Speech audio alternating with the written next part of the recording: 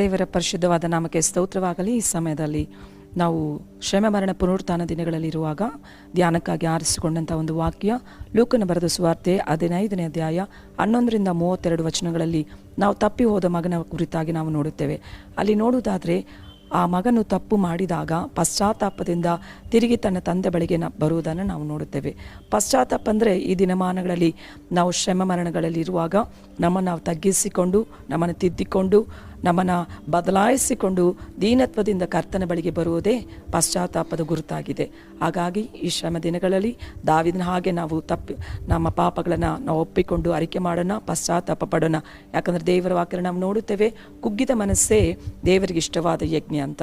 ಆತನಿಗೆ ಇಷ್ಟವಾದದ್ದು ಯಾವುದು ಅಂತ ನಾವು ನೋಡುವುದಾದರೆ, ಯಾರು ಮಾಡಿದಂಥ ಪಾಪಗಳನ್ನು ಒಪ್ಪಿಕೊಂಡು ತನ್ನ ಬಳಿಗೆ ಬರ್ತಾರೋ, ಆತನ ಸನ್ನಿಧಾನದಲ್ಲಿ ಬರುತ್ತಾರೋ, ದೇವರು ಅವರನ್ನು ಆಶೀರ್ವದಿಸುತ್ತಾನೆ.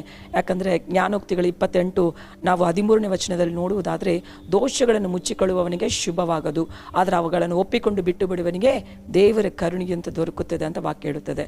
ಹಾಗಾಗಿ ಈ ಉದಯ ಕಾಲದಲ್ಲಿ ಕೂಡ ದೇವರು ಈ ವಾಕ್ಯಗಳಿಂದ ನಿಮ್ಮೆಲ್ಲರನ್ನು ಕೂಡ ಆಶೀರ್ವಾದ ಮಾಡಲಿ.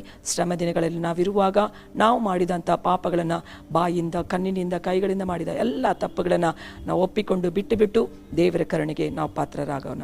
ಆಮೇಲೆ